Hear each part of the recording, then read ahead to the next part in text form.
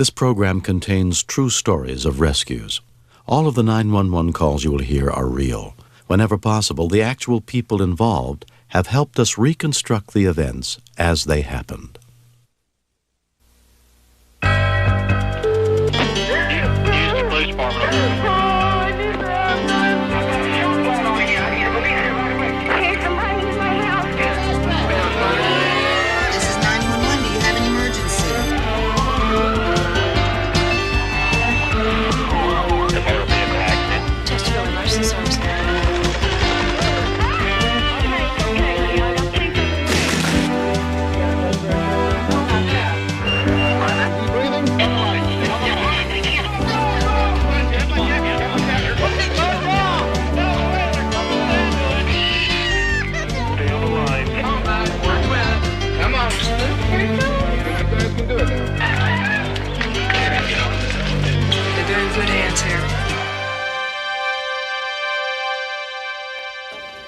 We begin in a peaceful suburban neighborhood outside Atlanta, Georgia, just after Christmas of 1989.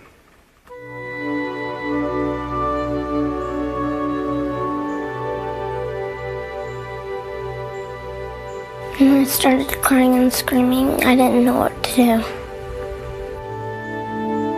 The pressure of saving a child, for some reason, that is a big pressure. It was going over and over again in my mind that he was going to die. On this Wednesday afternoon, Linda Bledsoe had a quick errand to run. She left her 10-year-old daughter, Michelle, in charge of her 3 younger kids. Fred, you know what to do. They told Michelle just to put in a tape in the VCR for the 2 little ones so that they wouldn't be under her feet in her room. She had chores to do. Kimberly and Rufus, give me a kiss. She's very good with the kids. I don't hesitate to leave her. She's babysat for me quite often. The little ones listen to her sometimes better than they do me. Michelle, behave. To help keep her little brother and sister entertained, Michelle decided to open one of her Christmas presents, a new videotape. It had plastic and some cardboard at the bottom of it. I couldn't get it open, so I told Kimberly to go into the kitchen to get a butter knife.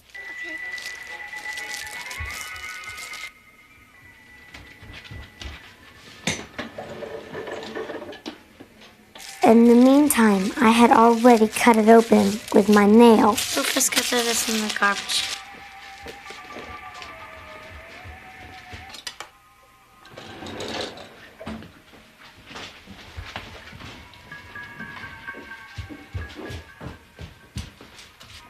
It ended up being a very sharp knife, and I just told her to go put it back.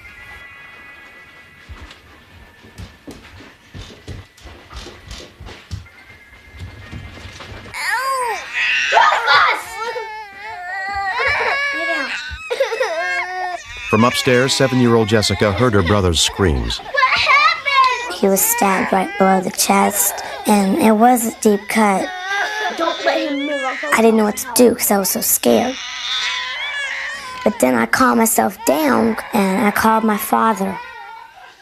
Picked up the phone, and it was Michelle, and she said that Rufus had been stabbed. I said, call 911. When we continue. Police department, can I help you? He's 3-year-old, and I'm babysitting alone. He just got stabbed with a very sharp knife, and I need help. Oh, God.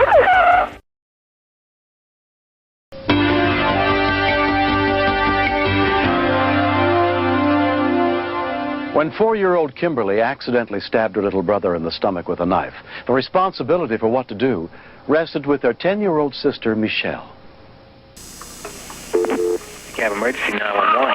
Her call came into dispatcher Russell Jones. He's 3-year-old, and I'm babysitting alone. He just got stabbed with a very sharp knife, and I need help. Oh, God. Is this an apartment complex, ma'am, or a house? No, it's a house. It's a house? You say he got stabbed? Excuse me? You said he got... Ma'am, listen, I need you to talk to me and not talk to that person. Listen, you say he got stabbed? Yes, it is a very sharp knife, and I need help. I don't know where my mother is. I called my father. He's at work, and he's on his way. I'd only been in the 911 system for a month and a half. And so when this call came in, I didn't think I was ready for it. Oh, God, I am so scared. How old is he? He is, I think 3. He'll be 4 in February. Okay, ma'am, keep him settled down as best you can. What's your last name? My last name is Bledsoe. Bledsoe? Yes. She said one child had been stabbed by another child. So I understood that it was an accidental thing. An ambulance already in the field was dispatched to the scene. Okay, man, we have somebody on the way. They'll be there as soon as I'm possible. sorry, it's getting worse. Keep him calm, man. You gotta keep him calm. We have somebody on the way. He'll be there as soon as possible. Stay calm, you guys. Stay calm. He'll be all right, I think. But you can't scream at him and tell him to be calm. You gotta try to calm down so that you can help him calm down, okay? Okay, Kimberly, go get his blanket. Kimberly ran upstairs into his room. She knows exactly where his blanket is. Jessica just kept him company, holding his hand real tight, going, Daddy will be home as soon as he can. I was scared to death that he might die.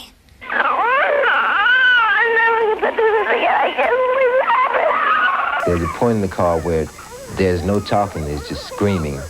I was trying to think of what would be most comforting to say to her at that point.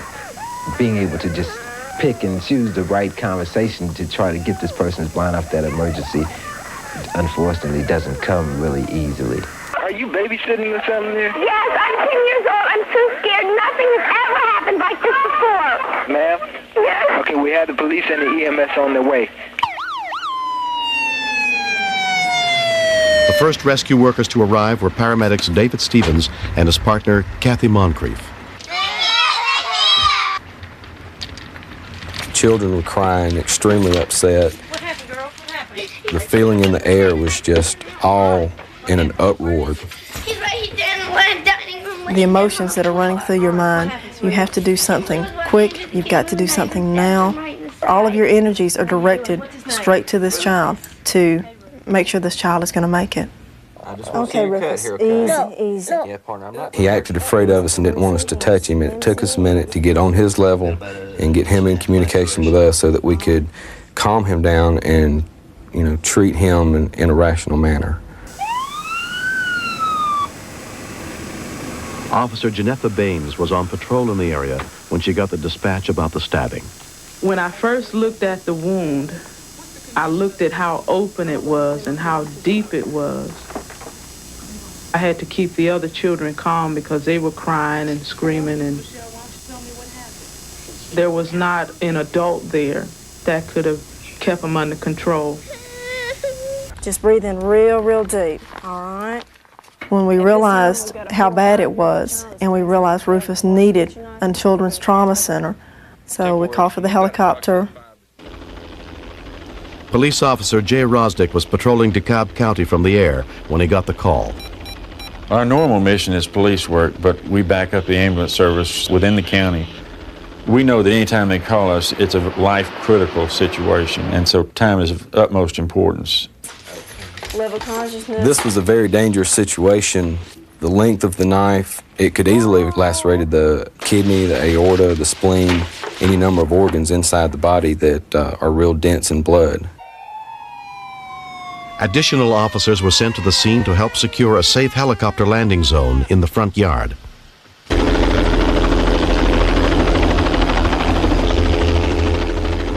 I could look down and see the ambulance and police cars, so I knew the exact location. It was a very slow approach because there was a lot of wires, a lot of obstruction.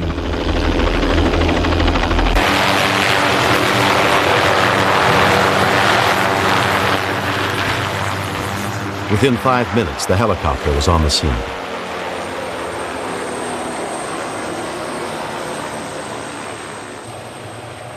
Children bring an emotion out in people that is unequaled. Paramedics are just as susceptible to that as anyone else. You really have to concentrate on your job to keep from getting wrapped up in that emotion.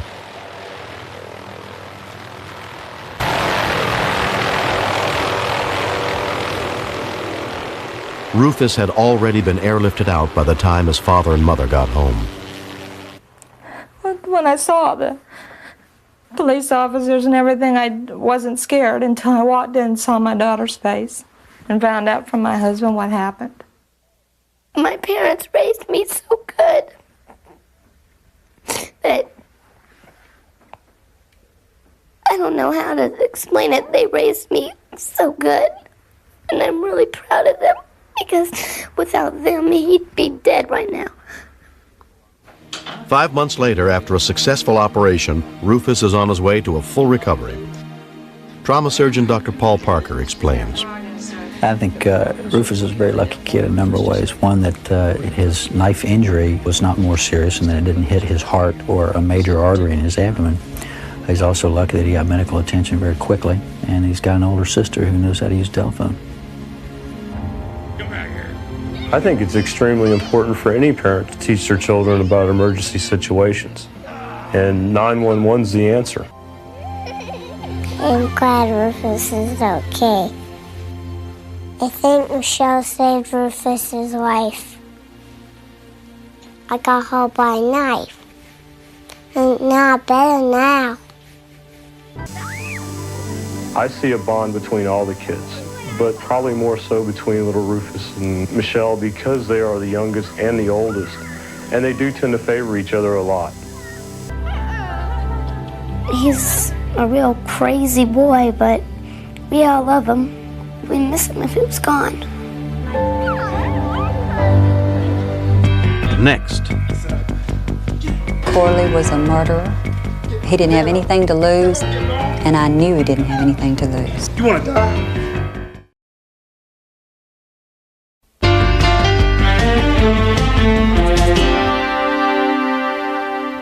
When it comes to saving lives, rescuers go wherever they're needed, but sometimes that turns out to be dangerous. In Nashville, Tennessee, paramedic Maurice Tidwell and his partner James Pollard thought they were prepared for any emergency until April 13th, 1988. About 2 a.m., we received a call to go to Tennessee State Prison. We didn't think anything of it because we went out there quite a bit. We get on the prison grounds like we normally do, go through a guard shack that's out near the highway, and he motions for us to go through, which is normal.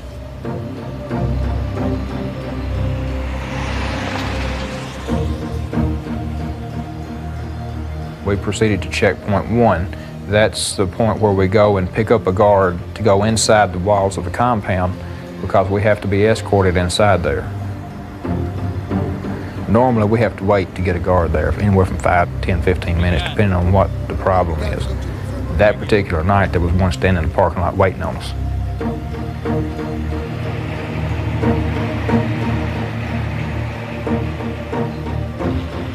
We proceeded around to the vehicle gate, which is around the side of the compound.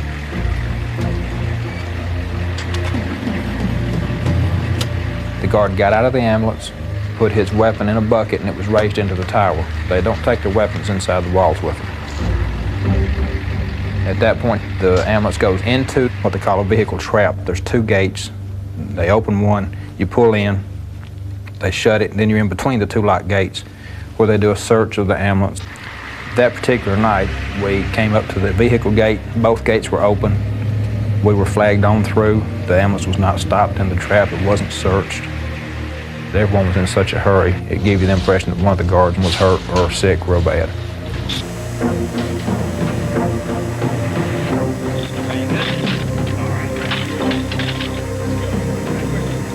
We entered in through the front door of that infirmary, which is electronically controlled. There's never a guard at that point except the one that comes in with us.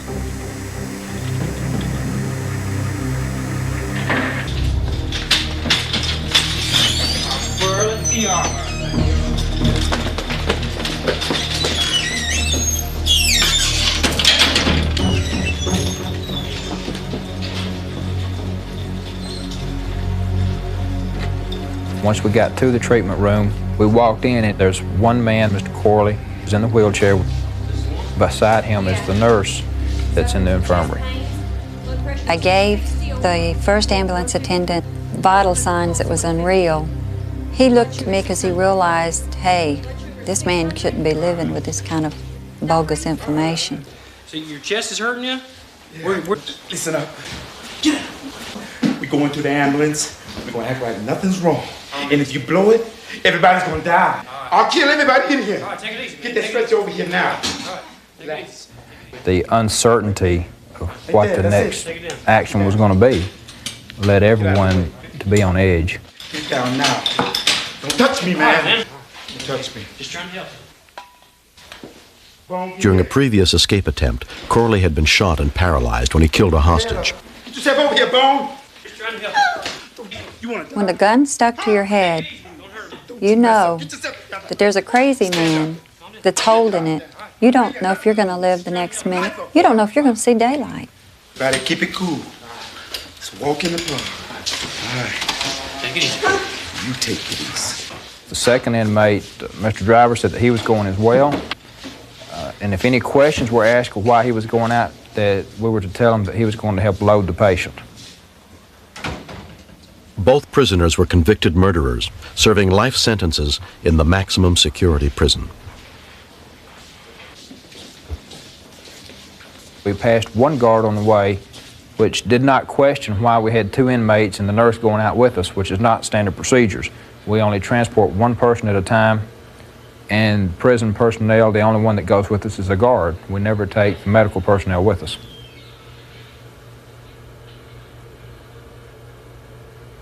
Corley was someone that you feared. Corley was a murderer the 3rd time. He didn't have anything to lose, and he told me he didn't have anything to lose. And I knew he didn't have anything to lose. I knew that we were in trouble, and there was a real danger for our lives there, but I didn't anticipate ever getting past the checkpoint. Get in, everybody, in! My partner was directed to get up front and drive. Myself, the nurse, and the guard were directed to get into the back of the ambulance. And the second inmate got in and sat down in the floor of the ambulance and covered himself up with the fire coat that I had in the back.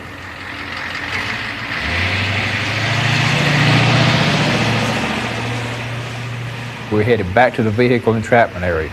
Normally we are locked down again between 2 gates. That night, none of that took place. They did not search the vehicle. They didn't ask for their transfer papers. They did no ID verification with the supposed patient, nor did they even look in. Had they even looked in, they would have seen that there was someone else sitting in the floor covered up under a coat.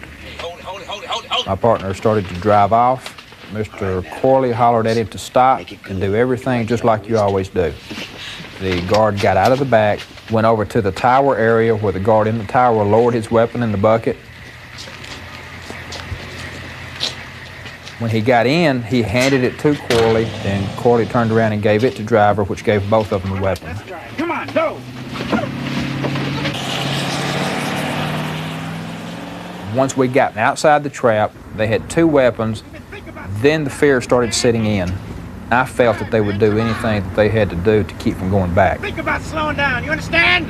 There was a guard out next to the shack at the highway that stepped out into the street in an attempt to stop the ambulance. Come on, go! Right through! Captain, I couldn't stop him, man. When we continue. He had me positioned between him and the window so that if any bullet should come through that window, it would hit me and not him.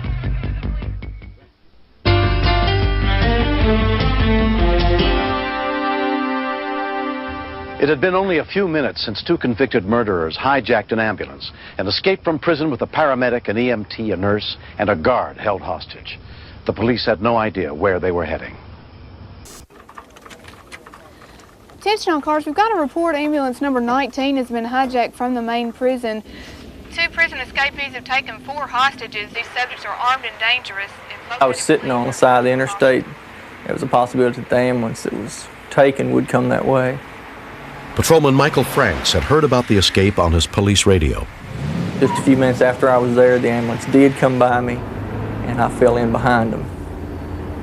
We got somebody coming up behind us. What is it, man? I have the ambulance inside. We got cops. Are coming around on your side. I just watched for a few minutes, then pulled up the side to see if it could be the ambulance. Well, be cool, man. Just be cool. When I pulled up to the driver's door at that point, I noticed that the passenger did have a pistol pointed at the driver. He's on your side, look! I see him, I see him! At this point, I just pulled back behind the ambulance and followed it, waiting for other cars so they could assist in the stop. I doubted very seriously that I would ever go back home again. I felt that one of us would be killed. Who it would be to start with, I don't know. We got a couple of miles out the interstate and several other cars joined us. You know that you have to stop the ambulance. You're not going to solve anything by letting it leave the county.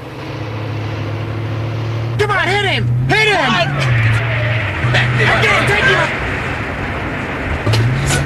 They're gonna mess this Hit up. him! Kill somebody tonight. Drive, man! Drive! Get around here! Get around here!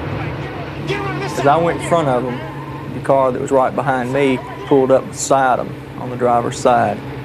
And we had 2 patrol cars in the rear. We boxed them in at that point. Things became so chaotic in the back that I felt they were going to kill us. The inmates were waving their weapons around, threatening to shoot people. We started easing them over to the right side of the road. We just brought him to a slow stop by just slowing our cars down gradually.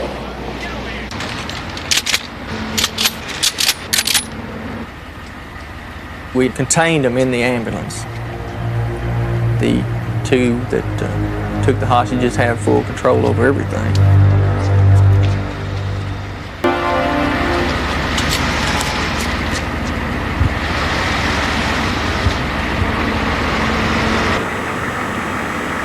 What are you doing? Watch yourself, Bible. Watch yourself. I'm watching.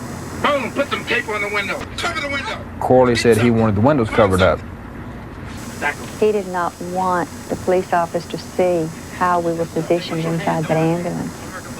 I was shaking, so I couldn't really tear the tape off. Okay. Come on, Boom. Come on. He had me positioned between him and the window, so that if any bullet should come through that window, it would hit me and not him. Hurry up. Hurry up. Hurry up. I left a little corner so that I could see out.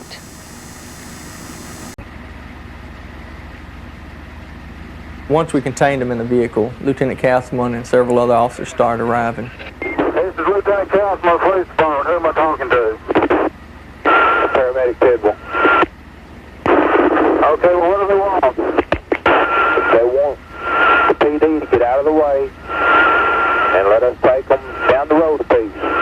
Then they will let us out. But they will not at this point. They are holding us hostage at this point. Okay, I don't have the authority to do that. I've got the people that do have the authority en route. Captain Tom Dozier was the assistant team commander of the Nashville Police Department SWAT operations that night. I responded to the interstate where the ambulance had been stopped by the patrol division. As the team arrived, the team leaders were called into the SWAT van.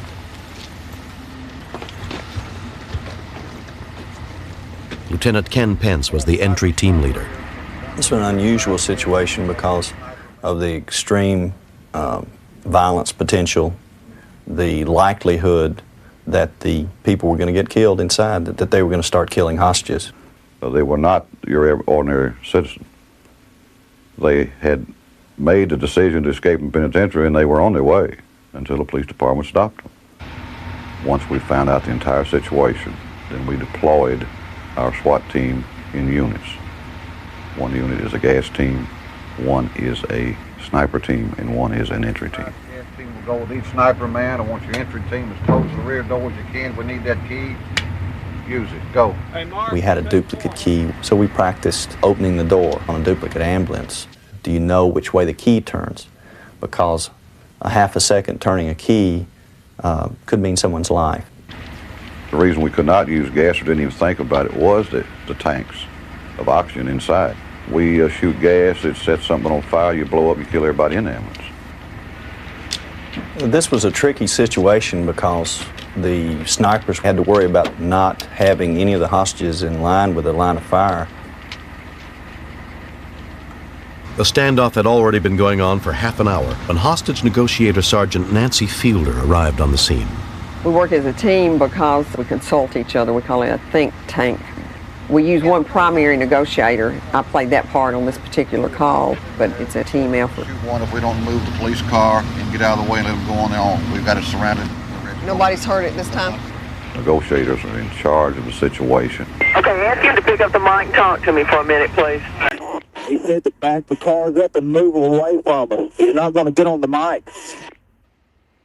Tell him we don't want to get anybody hurt, that, we want to resolve this situation, and the best thing they can do is to come out now, and, everything's going to be okay. Nobody's going to be hurt. He said that everybody in here is going to die or we're going to move. He said they'll kill everybody in here and then turn the gun on themselves at this point. They don't let us go on down the road, and then they'll let us out. Ask him to pick up the mic and talk to me for a minute, please. Who am I talking to? My name's Nancy. What's yours? Hey, I know what y'all doing. This is the last time my boys come over this other car. Either y'all start moving them cars up and get on out of the way, I'm going to start throwing people out. That's the last word right there. So y'all can do what you want to do with it. There's a lot of pressure because if you say the wrong thing, it might make the situation more volatile. I was worried about hearing a gunshot several times when I keyed the mic to talk to him. There's two persons in here with guns holding on us. And he's fixing to count out, and most of them are going to start shooting at the same time. Now, please move those damn cars in front of us.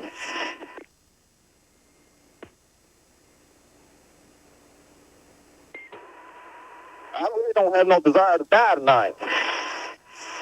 Please don't hurt anybody and just talk to me for a minute. Hey, look here. And you keep on trying to tell me what you want. I'm telling you what I want. Now it's going to be action.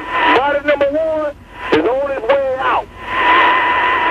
Don't do anything yet. Give me a minute. We're trying to get somebody to go up to the car now to move it back. Please don't do anything right yet. Look here. Corley didn't want anything except for the police to let him go. That was all he was asking, is just let me go. And that was something that was non-negotiable. We could not let him leave the scene. Nancy, he just cocked the gun and it pointed at me. Corley, don't do anything yet. We're still trying to get this taken care of back here. Give us a little time. You got all night. There's no big rush. The hell it ain't. It's me in here, not you. If the shot was fired in that ambulance, our entry team was going in. Hopefully, if they shot one, we could save another. We don't want anybody hurt. They're making the situation worse by not letting everybody go. If they will let everybody go, we will move these cars, they can take the vehicle, and they can go.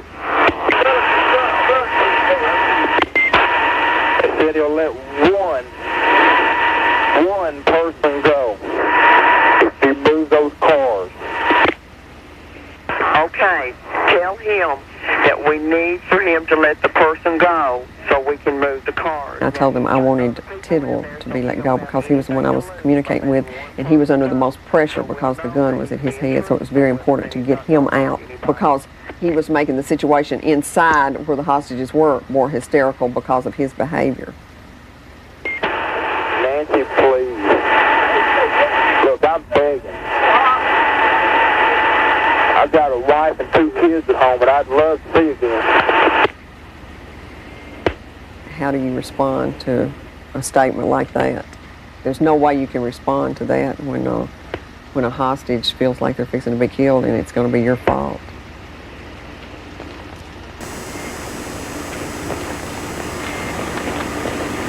Corley, will you get back on and talk to me a minute? That's it, Nancy. He's not talking. Calm down. You just sort of have to feel your way through it.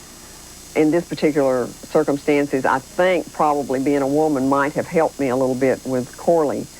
I don't know if it's because he'd been in prison or what. We're going to do what we can. We're going to do everything we can to resolve this situation without anybody getting hurt. Tell him to go ahead and let you out. Listen, Nancy. I'm going to come out. I'm coming out the passenger side of the door. And I'm going straight to that patrol car in front of him. If I'm going to kill my partner. Now, we're going to take care of the car up there. I want you to come out and come back here to us. We're going to take care of the car up there. We got a police officer who's going to move the car.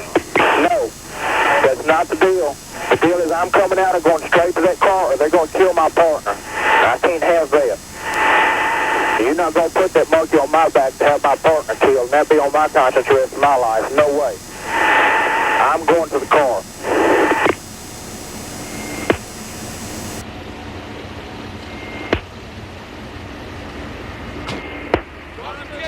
After more than an hour of negotiation, paramedic Tidwell was let go.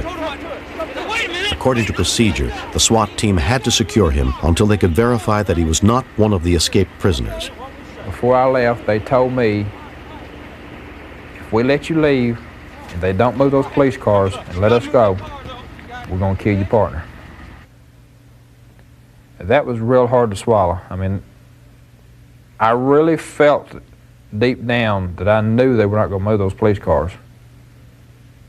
But there was nothing I could do about it. Whatever your name is, you gonna lie to me? At that point, we didn't think that Corley would let the rest of the hostages go, so I was just trying to buy time for our SWAT team so that they could devise a plan of how they were going to rescue the hostages. And to get everybody out safely. I told you that if you will let everybody out, we will move all the police cars and you'll be on your way. Do whatever you want to do. You done lied to me, so I let that man out. You're going to move, but only... Negotiations began to get very tense. We expected them to kill a hostage, throw them out. The snipers were given a green light. They could shoot when they had a clear shot.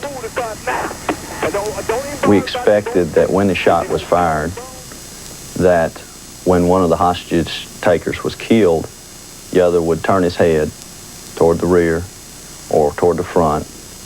And at that time, we would knock out the windows and shoot the second one. I don't care whether... I finally reached the point where I told him that if he killed hostages, that he knew that we would kill him, and that I didn't think that he wanted to die either. You don't want to kill yourself. You don't want to... What I was doing is irritating him to some extent to keep him talking to me so that he wouldn't be paying any attention to what was happening outside the ambulance. Well, that's the best you got right now, sweetheart. I mean, you know, I don't think you want to die. I don't think either one of y'all want to die. And there's no need of hurting any of those innocent people in there. We will let you drive away if you'll let all of them out. Most hostages that are killed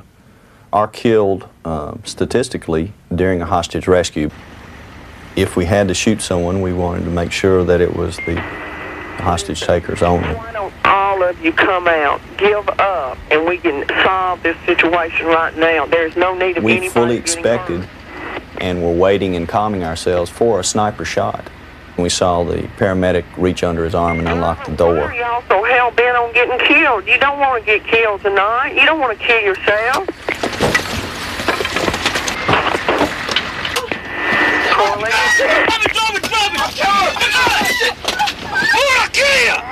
When the paramedic jumped out the front, we were forced to initiate the tactical rescue. The side door was open and other SWAT officers jerked driver out. Hey, what we say? Sergeant Bishop pulled the nurse out. Then we went in, and while Corley was struggling, we got him cuffed, and the situation was over. Corley had held Nurse Bone hostage at gunpoint throughout the 4-hour ordeal. Not a shot was fired, and all of the hostages were rescued unharmed. Corley and driver were sent back to prison and given more than 2 life sentences for escape and aggravated kidnapping. It's a great relief when it worked out as well as it did. Vivian Bone, the nurse, grabbed me and hugged me and thanked me. It's real hard to tell you just the kind of fear that does go through a person. It's real hard to tell you the intensity in which you have to control yourself not to just scream.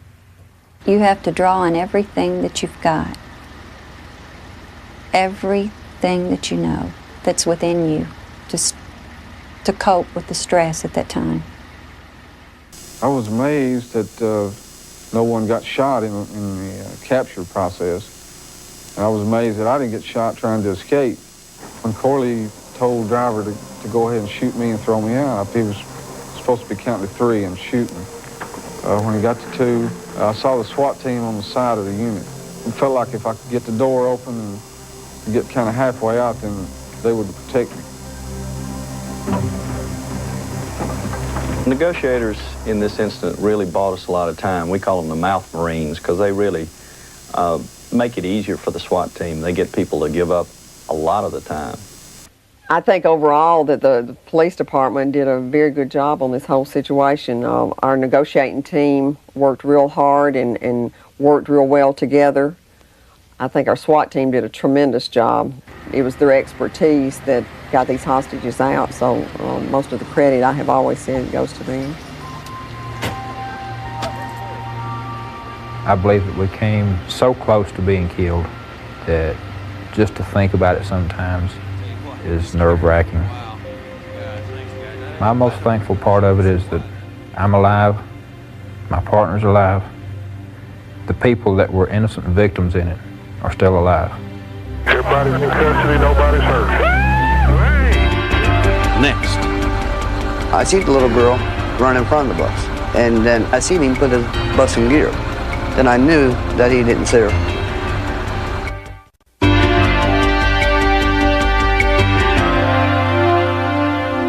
Every year, the #1 killer of children is traffic accidents. On November 28, 1989, a group of school kids learned just how dangerous the most everyday events can be when vehicles are involved.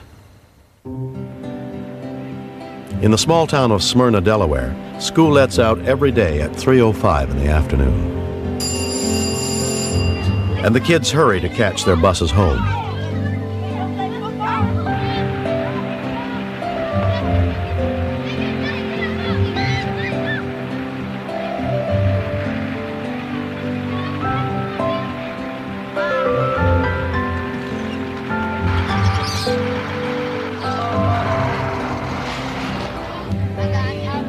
In this farming community school district of 179 square miles, nearly everybody rides a school bus.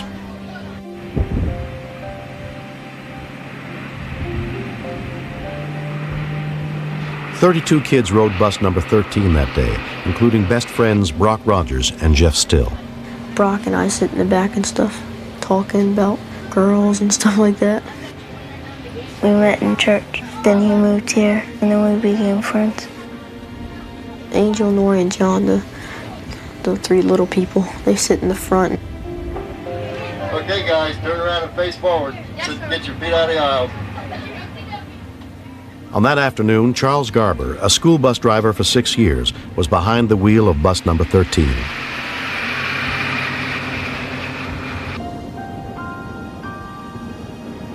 It was a windy day. It was pretty cool outside. I pulled up at about approximately the same time the other bus did that has high school children on it. The 2 families who lived at that stop got off. The kids left the bus and started towards the house. Matter of fact, they started running towards the house because it was a cold day. And you just look and make sure you got 5. We all got off, and my sister's paper blew out of her backpack. Angel, she said, "I'll go get it for you." 7-year-old Angel ran into view of bus driver Shirley Hestera. I see the little girl run in front of the bus, and I figured, well, she still has time to get back. And then I seen him put his bus in gear. Then I knew that he didn't see her.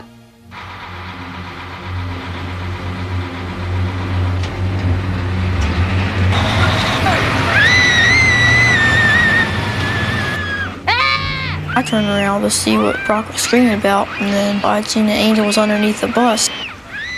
I was really afraid the back tires were going to hit her. I said, "You just ran over a child back there." The blood and all just drained out of his face. I don't know how you explain the feeling. It was just total emptiness. The only thing I could think of was to get out there and see if there was anything we could do to help the child. I thought the worst, that he had killed her. I was amazed to see her alive. I thought for sure the child wasn't going to make it. because, you know, I thought maybe there was something wrong with inside that I couldn't see or she couldn't tell me.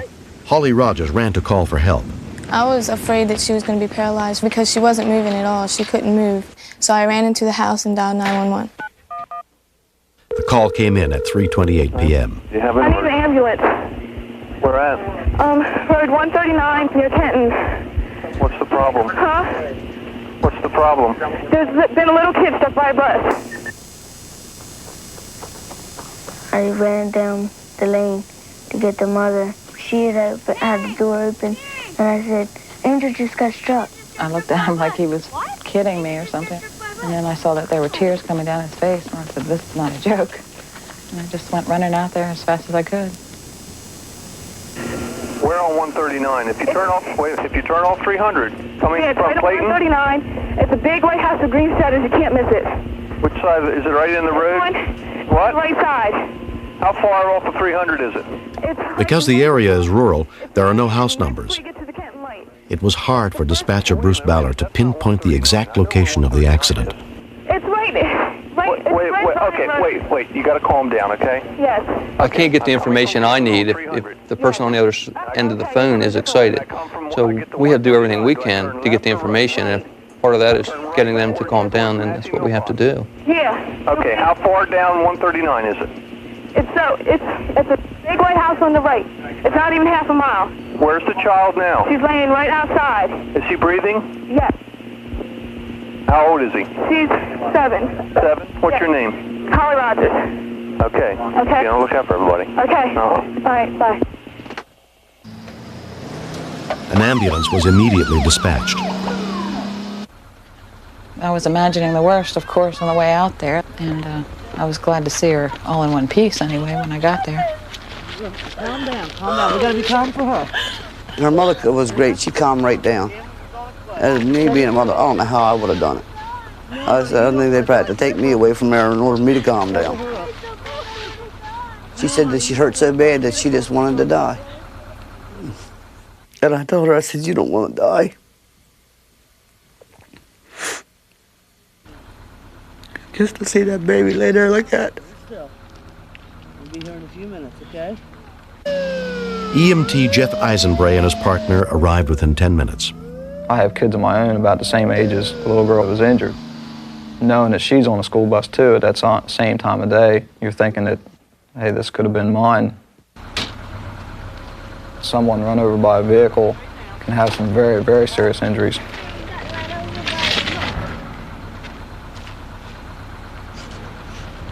We don't have the equipment to really check her out thoroughly to determine if she has an internal injury. So it's really important for us to package her up as quick as possible and get her to a hospital where they can check her thoroughly. I was really anxious about what type of injury she could have had.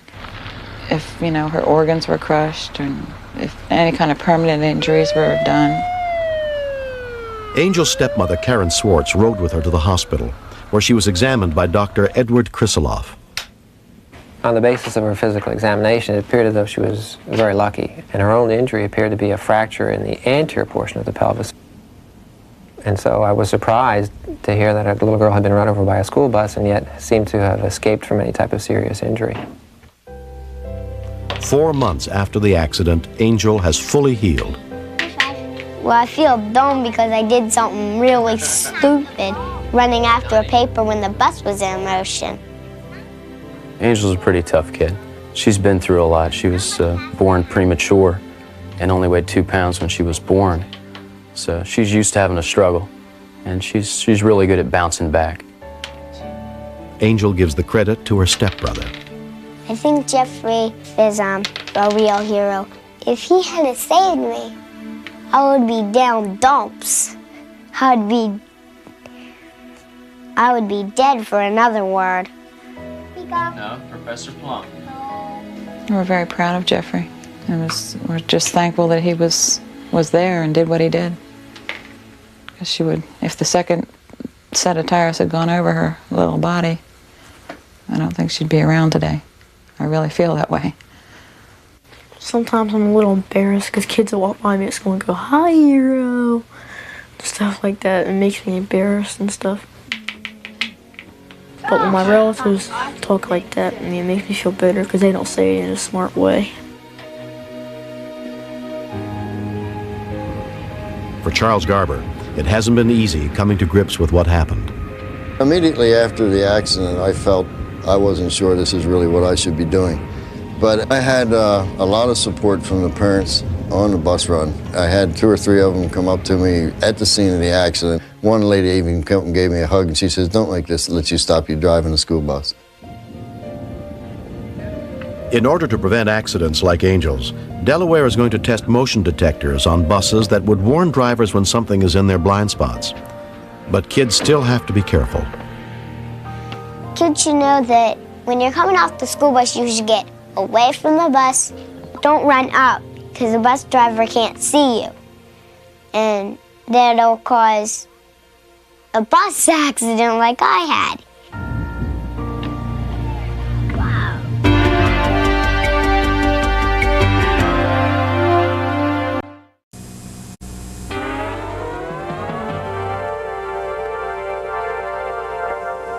We cannot make our world completely safe, but every child can be taught the basics of safety, what to do in an emergency and how to call for help. This series is dedicated to those courageous people who risk everything to save the life of someone in danger. I'm William Shatner. Join me again next week for more true stories on Rescue 911.